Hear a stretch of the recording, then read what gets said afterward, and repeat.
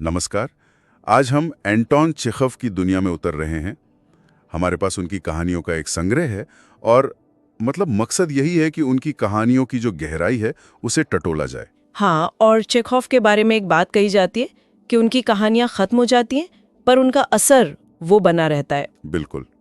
तो आज हम यही समझने की कोशिश करेंगे कि चेखव की कहानियों में आखिर ऐसा क्या है जो आज भी लोगों को इतना खींचता है। हम कुछ चुनिंदा कहानियों पर बात करेंगे, जैसे अ डे इन द कंट्री में छिपा ज्ञान, ग्रीफ और एनिमीज में दुख के अलग अलग रूप, हाँ, और फिर कश्तांका में वफादारी का सवाल और लासिगाल में आत्मधोखे का अंजाम। और चर्चा शुरू करने से पहले एक बात गांठ बांध देना जरूरी है। चेखव का मानना था कि एक लेखक का काम सवाल पूछना है, जवाब देना नहीं। उनका मकसद का जिंदगी को बस जस का तस दिखाना, पूरी ईमानदारी से। मतलब कोई हीरो या विलन नहीं। कोई नहीं, बस हालात के मारे इंसान। चलिए, तो इसी ईमानदारी की तलाश में पहली कहानी से शुरू करते हैं, जो मुझे बहुत पसंद आई, a day in the country. कहानी बहुत ही सीधी सादी है। दो अनाथ बच्चे हैं, फ्योकला और दानिल्का। और एक तूफान के बीच दानिल्का का हाथ एक पेड़ के खोखले में फंस जाता है। तो उसकी बहन मदद के लिए गांव के एक मोची टेरेंटी को बुलाने भागती है।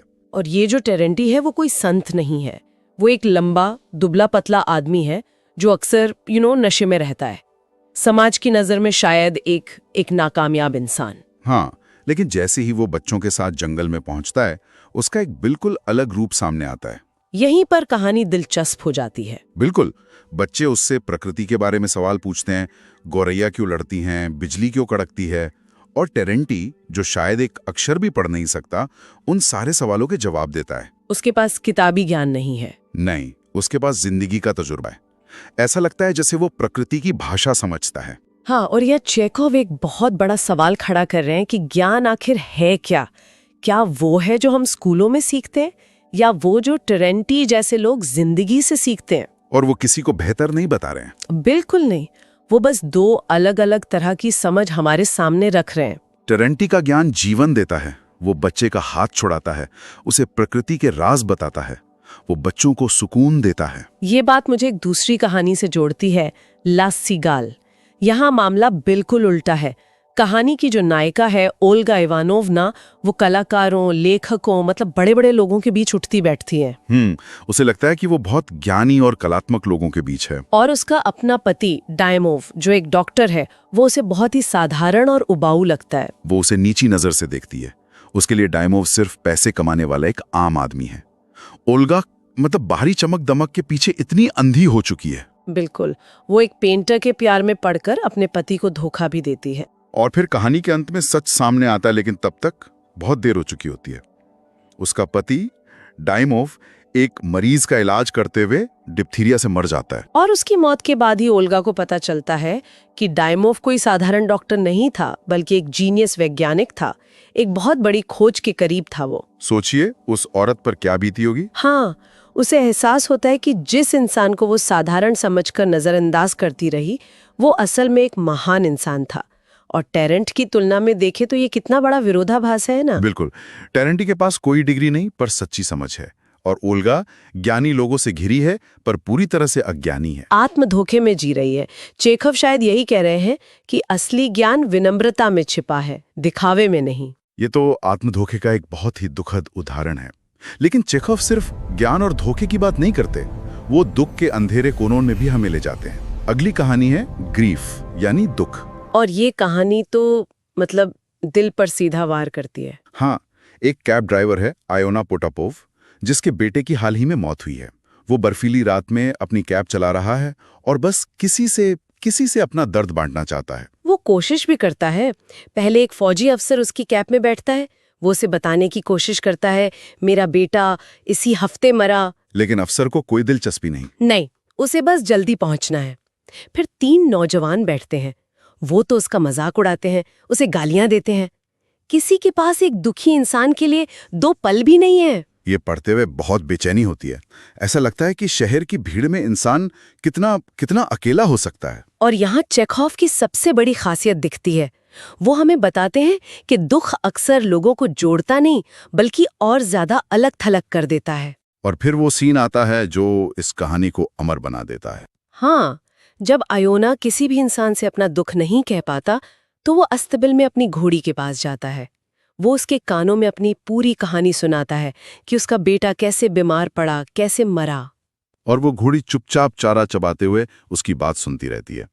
वो सीन वाकई में दिल दहला देने वाला है। ये सोचना कि एक इंसान अपना दुख बताने के लिए इतना अकेला पड़ जाए कि उसे जानवर से बात करनी पड़े, ये मानवीय रिश्तों पर एक बहुत कड़वी टिप्पणी है। हाँ, और दुख के इसी विषय को चेखोव एक और कहानी एनिमीज में और भी जटिल बना देते हैं। यहाँ एक इंसान का दुख दूसरे के दुख से टकराता है। कहानी कुछ यूं है कि डॉक्टर किरिलोव का इकलौता बेटा अभी-अभी डिप्थीरिया से मरा है।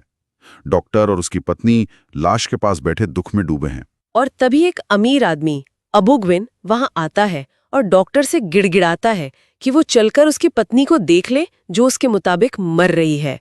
अब यहाँ एक अजीब स्थिति बन जाती है। एक तरफ डॉक्टर है जिसका बच्चा मर चुका है, उसका दुख अटल है, उसे बदला नहीं जा सकता। और दूसरी तरफ अबुग्विन है जिसकी पत्नी की जान शायद बचाई जा सकती है। डॉक्टर जाने से मना कर देता है। और दोनों के बीच एक बहस होती है।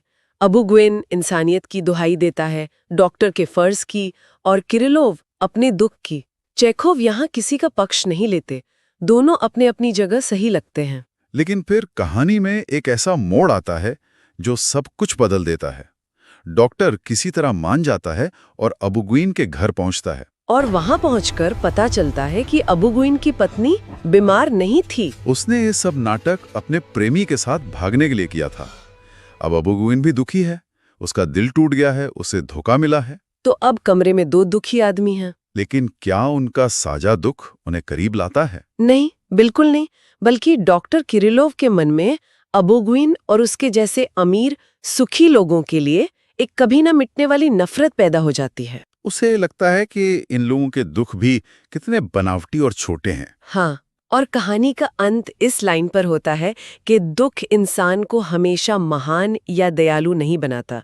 दुखी इंसान स्वार्थी, बुरा और अन्यायी भी हो सकता है। ये एक बहुत ही असहज करने वाला सच है। तो दुख इंसान को तोड़ सकता है, उसे अकेला और कड़वा बना सकता है। इंसानों के रिश्ते इतने उलझे हुए हैं, शायद इसीलिए चेखोव ने कहानी जानवर के नजरिए से भी लिखी। काष्टांका ये एक कुत्ते की कहानी है जो अपने मालिक एक शराबी बढ़ई लुका से बिछड़ जाता है। और लूका उसके साथ कोई बहुत अच्छा बर्ताव नहीं करता है। नहीं, कभी कभी मारता भी है, फिर भी काष्टांका उसके साथ रहती है। एक दिन खो जाने के बाद उसे एक सर्कस का कलाकार मिलता है। ये नया मालिक उसे अपने घर ले जाता है, अच्छा खाना देता है, प्यार करता है और उसका नाम आंटी रख देता है। हाँ, और वहाँ उसकी दोस्ती एक बिल्ली, एक हंस और एक सुअर से होती है। सब के सब सर्कस के कलाकार। तो काष्टांका की जिंदगी पूरी तरह बदल जाती है। उसे आराम मिलता है, अच्छा खाना मिलता है और उसे एक नया हुनर भी सिखाया जाता है। मतलब सर्कस में परफॉर्म करने की ट्रेनिंग मिलती है। उसका नया जीवन हर लिहाज से पुराने जीवन से बेहतर है। लेकिन उसे कभी-कभी अपने पुराने मालिक की याद आती है। और यहाँ जो आकर्षक सवाल है वो वफादारी और पहचान का है। काष्टांका को एक बेहतर जिंदगी मिली है, लेकिन क्या यही उसकी असली पहचान है, या उसकी पहचान उस पुराने मुश्किल रिश्ते से जुड़ी है? और चेखोव इसका जवाब एक बहुत ही चौंकाने वाले अंत से देते हैं। हाँ, अंत तो सच में हैरान करने वाला है। एक दिन जब काष्टांका सर्कस में अपना पहला शो कर रही होती है, उसे भीड़ में से अपने पुराने मालिक लूका की आवाज सुनाई देती है और बस उसी पल वो सब कुछ भूल जाती है। वो मंच से कूदती है, भीड़ को चीरती हुई लूका के पास पहुंच जाती है और अपनी नई आरामदायक जिंदगी को छोड़कर उसी पुरानी मुश्किल जिंदगी में वापस लौट जाती है। ये हमें सोचने पर मजबूर करता है, क्या ये सिर्फ वफादारी है या आदत या एक तरह का लगाव जिससे निकलना नामुमकिन है? चेखोव कोई जवाब नहीं देते। वो बस हमें दिखाते हैं कि रिश्ते चाहे इंसानों के हों या जानवरों के, तर्क से नहीं चलते। उनकी जड़ें बहुत गहरी और उलझी हुई होती हैं। काष्टांका के लिए शायद वो मुश्किल जिंदगी ही घर थी। तो इन सारी कहानियों को एक साथ देखें तो क्या तस्वीर उभरती है? मुझे तो यही लगता है कि चेकॉव हमें बार बार यही दिखा रहे हैं कि जिंदगी की बड़ी बड़ी सच्चाइयां अक्सर बहुत ही साधारण दिखने वाले पलों और लोगों में छिपी होती हैं। बिल्कुल। वो हमें कोई बना बनाया सबक नहीं देते। उनकी कहानियां एक आईने की तरह हैं, जिसमें हमें दुनिया की और खुद की परछाई दिखती है। टेरेंटी का सहज ज्ञान, आयोना का गहरा अकेलापन डॉक्टर किरिलोव की कड़वी नफरत, ओल्गा का जीवन भर का पछतावा और काश्तांका की अजीब वफादारी, ये सब मानवीय अनुभव के अलग-अलग रंग हैं। वो किसी को सही या गलत नहीं ठहराते, बस कहते हैं देखो ऐसा भी होता है। और शायद यही सवाल भी हमारे लिए भी है।